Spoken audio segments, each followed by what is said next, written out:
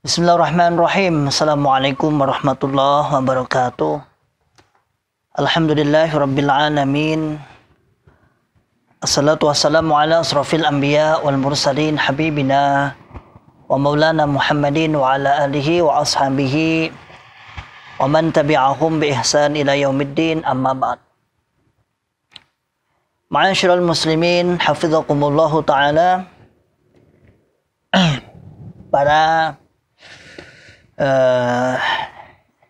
saudaraku semua yang berbahagia, yang saya hormati, pada kesempatan sore yang santai hari ini, alhamdulillah kita bisa berjumpa lagi, kita bisa santai, kita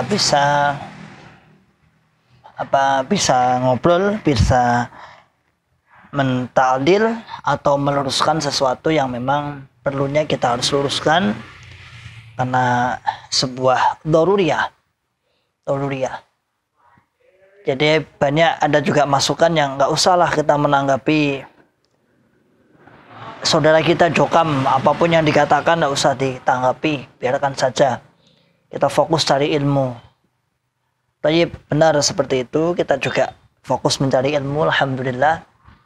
Tetapi kita juga harus melihat ke belakang, banyak teman-teman kita yang niat awalnya ingin mencari surga sungguh-sungguh, tetapi karena banyaknya nasihat-nasihat, banyaknya doktrin-doktrin yang dari atas ke bawah, sehingga bagi kami, saya, Ikhwan Abu Fawaz, tiada kata lain kecuali kita menerapkan firman Allah Ta'ala, wal taqum minkum ummatun yad'una ilal khair wa ya'muruna bil ma'ruf wa yanhauna 'anil munkar wa ulaika humul muflihun.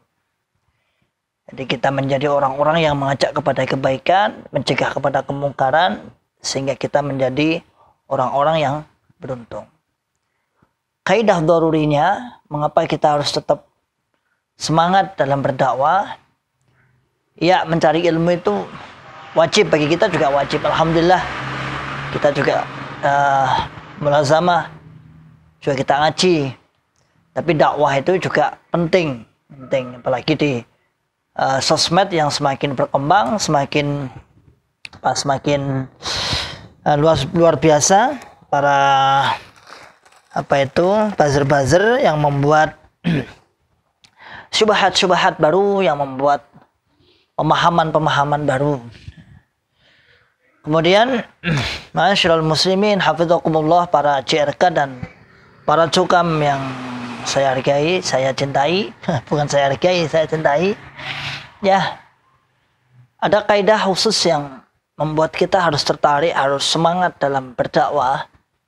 Tentunya dengan panjenengan yang bisa menakar kondisi, keadaan, kemampuan, tetapi berdakwah bagi kita seharusnya menjadi salah satu tugas kita. Misalnya ada kaidah darul mafasid muqaddam ala jalbil masalih. Menolak mafasid kejelekan, menolak kejelekan itu lebih diutamakan daripada menarik sebuah kebaikan. Darul mafasid muqaddam ala jalbil masalih. Menolak kejelekan, kita utamakan dulu kejelekan, kita tolak dulu. Baru setelah itu, sambil berjalan bersama-sama, kita harus memperbanyak amalan ibadah kita, memperbanyak ilmu kita. Ma'asyiral muslimin hafizakumullah ta'ala, para jokam dan CRK yang berbahagia, yang semoga tetap hafizakumullah ta'ala, Allah menjaga panjenengan semua. Pada kesempatan hari ini, pada kesempatan video ini, saya akan menjelaskan, saya akan menceritakan, saya akan membuat konten memang yang dari bawah-bawah, isu-isu yang dari bawah. Jadi kenapa kita harus mentakdil isu-isu yang di bawah-bawah? Tadi sudah saya sebutkan tentang daftar orang-orang yang keluar dari Jokam. Kali ini bagaimana kondisi mereka sekarang? Karena ada salah satu pembatas, salah satu apa namanya had, salah satu penakut-nakut bagi jamaah. Nanti kalau keluar dari jamaah itu akan deblek, akan sengsara, rekoso, kemudian ambil makan kurma ya, hidupnya sengsara. Oke, kita awali dari doktrin agar orang-orang takut hijrah. Sebenarnya banyak di dalam itu orang-orang yang sudah mengerti, cuman dia takut hijrah. Alasannya termasuk salah satunya adalah doktrin ketika keluar itu deblek. Yang jadi ulama juga nanti keluar nanti gak payu. Nah, dia membuat gambaran sebuah gelombang. Allahu alam gelombang apa saya nggak tahu. Ya gelombang kan banyak, ada gelombang cinta, ada gelombang kayaknya yang diterangkan gelombang radio kan, insya Allah kalau nggak salah.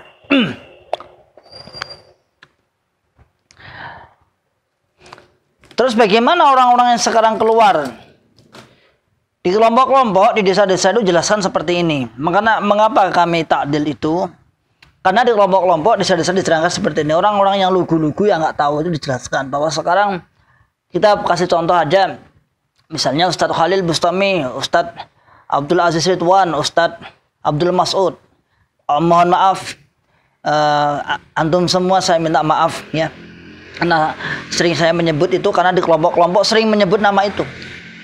Kalau antum kan nyebut jenengan kan ya mungkin. Masa Syekh Khalil menyebutkan namanya sendiri, masa Syekh Aziz menyebutkan namanya sendiri, masa Syekh Mas'ud menyebutkan namanya sendiri kan gak kurang etis lah. Maka kami sebagai al-faqir muridnya ya sekiranya saya menyebutnya. Dinasihatkan mereka itu sudah lontang-lantung bingung. Pak Khalil sekarang sudah di mana tempatnya, di mana rimbanya. Pak Aziz sudah nggak tahu, bingung. Itu yang digembor-gemborkan di kelompok, insya Allah seperti itu kurang lebih. Selain akses informasi, membuka YouTube beliau tidak boleh. Saya Mas'ud sudah karu-karuan, kalau ngabut, sudah dikiri, gak ketok dan sebagainya. Nah ini perlu kita jelaskan. Kenapa? Karena hal ini adalah pembohongan publik. Ini pembohongan publik. Alhamdulillah wa syukurillah walhamdulillah rabbil alamin. Keadaan beliau alhamdulillah jauh lebih baik. Jauh tidak terikat sebuah keilmuan yang harus dibatasi. Artinya dibatasi, mau menjelaskan seperti ini dibatasi gak boleh. Beliau dengan leluasa, yang penting ada rujukannya sesuai ijma, sesuai pemahaman salafus salih, beliau menjelaskan. Adapun pemilihannya diberikan kepada orang-orang yang silakan dipilih mau pilih yang mana. Itu kaidah keilmuan kan seperti itu. Kalau dulu kan enggak, kalau ngurus pokoknya milih iki, yo iki awakmu gak oleh ngomong. Awakmu gak oleh protes. Ya inilah yang mau nggak mau harus kalian tetapi. Alhamdulillah, misalnya kita contoh satu persatu Syekh Khalil. Beliau sekarang membuka pondok. Ada pondoknya, kalau nggak salah sebelum beliau keluar juga sudah ada di Bakah Al-Mukarramah di Kediri. Silakan dicari para jokam, radius hanya sekitar maksimal setengah kilo dari pondok Kediri itu ke arah barat agak ngulon, Pasar Paing ini kan jenengan ngidul. Banyak tolib-tolibnya, penghafal Quran, penghafal hadis, beliau membina di situ. Beliau juga ngajar secara offline maupun online. Beliau juga sering diundang ke beberapa tempat untuk ngisi-ngisi pengajian. Satu, silakan dibuka channelnya di Bakah Al-Mukarramah. Silakan. Bakah Al-Mukarramah di Tinalan itu di pondoknya Bakah, namanya juga Bakah Al-Mukarramah. Beliau punya pondok dari daerahan. Kalau jenengan daerahan, ikut daerahan dari pondok itu. Penjenengan diam-diam atau rame-rame monggo untuk tabayun, mungkin jalan ke selatan kemudian ke arah Pasar Paing, di situ ada pondoknya. Jadi kelihatan jelas pondok kita yang lama. Nah, azannya mungkin insya Allah terdengar juga sampai situ. Alhamdulillah. Ya, jelas ya. Alhamdulillah ekonomi beliau alhamdulillah juga cukup, itu aja. Kalau kita katakan kaya, Allahu alam, kaya itu nggak ada batasnya. Tapi cukup, kehidupannya cukup. Alhamdulillah. Belajar ngajarnya juga bisa kita rasakan, baik di kalangan mantan-mantan maupun kalangan umum juga bisa kita rasakan. Yang kedua, Syekh atau Ustadz kami yaitu Abdul Aziz Ridwan. Ini juga dikabarkan, dihembuskan, sudah minggat, terus juga aneh. Apa namanya, gelandangan, pulang ke Malang dan lain sebagainya. Ya kalau pulang ke Malang tuh sudah menjadi kewajibannya. Beliau kan orang Malang. Silaturahim kepada orang tuanya sudah menjadi kewajibannya. Tapi hembusan itu di kelompok-kelompok dihembuskan. Antum ingin tahu rumahnya? Silahkan. Kalau antum pengen tabayun, pengen berbicara ngobrol beliau, sampean masuk di pintu utara, kemudian berjalan ke arah barat, kira-kira 50 meter, lihat di samping utara nanti ada rumah. Nah, itulah rumah beliau. Sangat dekat sekali dengan pondok lama kita. Semoga selalu dijaga beliau dalam keadaan sehat walafiat, umur panjang, tetap dakwah. Sama kegiatan beliau juga berdakwah. Ekonomi alhamdulillah bisa dikatakan cukup. Beliau malah membuka kafe gratis, namanya kafe syar'i. Gratis soalnya yang disuguhi mau tamu-tamu nih. Silakan menyenangai bicara, baca-baca kitab. Di kafe syar'i itu ada kitab-kitab banyak. Kalau bisa, kalau nggak bisa ya minimal ya foto nih kitab-kitab itu. Silakan kalau mau tabayun dari pintu utara yang pondok jenengan kita yang besar, pondok besar itu jalan, kemudian di situ ada rumah, itulah rumahnya Syekhuna Syekh Aziz. Anak-anak pondok sudah tahu, jadi bukan rahasia lagi, anak-anak pondok sudah tahu. Anak pondok itu sudah tahu semua. Katanya ada teman yang berkata, katanya kalau pembersihan apa itu tong sampah itu punyanya Syekh Aziz dilewati karena orangnya sudah murtad. Ya, murtad dari Jukam ya. Yang ketiga yaitu Syekhuna Abdullah Mas'ud. Ini malah parah lagi. Diisukan beliau, wah sudah habis nih, parah ini, karena beliau kebetulan rumahnya jauh, yaitu rumahnya Lampung. Oh ya, Ustadz Aziz juga membina dalam channelnya, di channel Manazil Ilmi.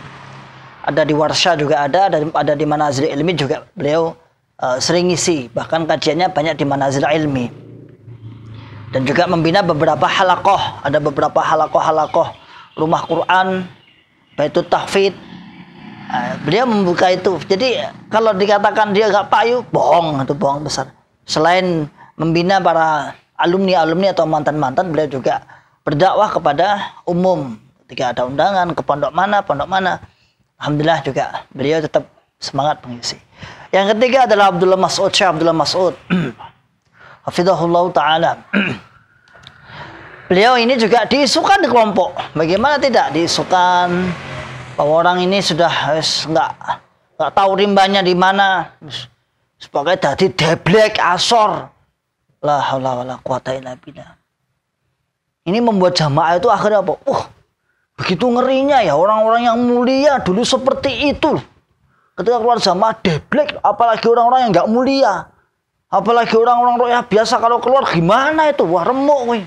Ya, la haula wala quwata illa billah. Alhamdulillah beliau sekarang malah punya pondok Al-Wahhah di Serbajadi ya Ustaz. Nanti bisa diluruskan, silahkan di Lampung. Silahkan di Lampung, penyenangan mau yang dekat situ, daerah situ, para cukam-cukam yang ingin tabayun datang ke situ. Ingin memondokkan anaknya, tafadhol, silahkan. Ini perlu saya jawab, masalahnya yang berkembang seperti itu, sehingga jamaah cukam yang paling bawah-bawah yang nggak tahu menau, yang hanya dijejali dengan doktrin-doktrin, ditakut-takuti dengan gambaran-gambaran seperti itu, beliau menjadi ketakutan. Ma'asyiral muslimin hafizakumullah ta'ala, para saudaraku Jokam wa JRK. Ya. Adapun teman-teman yang selain 3 orang tadi, misalnya kami, anak, kawan-kawan yang ada yang memang dari awal menjadi dai-dai mereka dan kemudian mempunyai jiwa dai, alhamdulillah, ala kulli hal masyarakat yang membutuhkan. Kami tidak pernah mendaftarkan menjadi seorang dai kemudian aku anggapan dai, aku mbiyen tahu dadi mubalik. La, bukan seperti itu. Masyarakat yang mengambil manfaat, kami dibina untuk ngisi. Alhamdulillah, wa syukurillah. Alhamdulillah, cara bahasanya payu. Ketika dulu mau keluar ora payu, sekarang payu. Karena payu harus ditambahi isu. Paling isinya hanya memfitnah. La haula wala quwata illa billah. Ini kitab kami. Kitab-kitab ini sebagian kecil dari punyanya para masyayikh. Kecil sekali, ini tidak ada apa-apanya ini. Ini apa ini? Ini 1/100-nya mungkin. Artinya kami tidak pernah kehabisan materi. Insya Allah, alhamdulillah tetap belajar terus. Tapi mereka para jokam itu tetap gak mau terima. Nah, maunya ya supaya kita tidak diterima di masyarakat, tidak dimanfaatkan, diambil faedah yang mempunyai jiwa-jiwa dai. Dan kawan-kawan seperti Ustadz Nur Khalis, Ustadz Bunyani, yang saya ketahui sekitar sini ya. Ya tetap berdakwah di masyarakat, alhamdulillah. Jadi pandangan-pandangan pandangan-pandangan ingin apa bahasanya gak payu itu memang kita nggak pernah menjual. Masyarakat yang tahu, para umat yang tahu dimanfaatkan untuk mengisi di masjid sana, Ustadz isi tematik, nanti judulnya ini. Ustadz ngisi pakai kitabnya apa? Ini, ya sudah. Ustadz penyenangan ngisi nanti di forum ini, alhamdulillah, wasyukurillah bisa dimanfaatkan. Bahkan kemarin saya khutbah juga di hari raya itu, ya sekitar 1000-an jamaah, 1500 juga saya, alhamdulillah. Ini bukan berarti saya menyombongkan, bukan, agar panjenengan melek yang jukam-jukam biar melek. Kondisi sekarang seperti itu. Jadi cerita-cerita yang dihembuskan itu tidak sesuai apa yang ada di kenyataan. Ma'asyiral muslimin hafizakumullah ta'ala, kita kadang-kadang juga bingung, dibuat bingung dengan pernyataan-pernyataan yang memang membingungkan. Gimana tidak ketika kita di dalam, kita didoktrin apapun keadaannya, senajan deblek kaya keset, senajan deblek kaya ilir, tetap sabar dan jero jamaah. Tetap sabar dan jero jamaah jokam. Kan gitu toh. Ya. Kemudian ketika keluar kita dideblek-deblekkan. Padahal anak juga nggak yakin bahwa di dalam itu semua kaya, nggak yakin. Nyatanya ada pengajuan du'afa itu banyak sekali, hampir semua daerah itu ada pengajuan du'afa yang dikasih oleh pusat, nilainya tidak seberapa, persyaratannya sangat luar biasa. Tidak boleh punya TV, tidak boleh punya sepeda motor, tidak boleh gini, tidak boleh gini, tidak boleh gini. Kalau dulu aturannya seperti itu. Allahu a'lam, sekarang aturannya bagaimana saya kurang tahu. Artinya kalau ada pernyataan bahwa nek metu kuwi deblek, mesti deblek, wis rekoso ekonomi ini, wis rekoso kehidupannya dan lain sebagainya. Secara tidak sadar sebenarnya orang-orang model seperti ini sedang menghina rakyatnya sendiri yang keadaan deblek. Kalau secara perhitungan di dalam deblek, di luar deblek, di luar lebih bebas, di dalam ada tarian yang seperti saya jelaskan ketika saya mengkantar ucapannya Al-Ustadz Syekhuna Cak Lubis itu tentang persenan. Nah, kalau di sini nggak ada. Kalau kita keluar, infak ya seikhlasnya.